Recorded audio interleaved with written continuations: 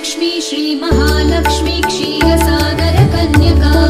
उत्तिष्ठ हरिसंप्रीते भक्तानां भाग्यदायिनी श्रीलक्ष्मी श्रीमहालक्ष्मी क्षीरसागर कन्यका उत्तिष्ठ हरिसंप्रीते भक्तानां भाग्यदायिनी उत्तिष्ठोत्तिष्ठ श्रीलक्ष्मी विष्णुवक्षस्थलालये उत्तिष्ठ करुणापूर्णे लोकानां शुभदायिनी उत्तिष्ठोत्तिष्ठ श्रीलक्ष्मी विष्णुवक्षस्थलालये उत्तिष्ठ करुणापूर्णे लोकानां शुभदायिनी श्रीपद्ममध्यवसिते वरपद्मनेत्रे श्रीपद्महस्तचिरपूजितपद्मपादे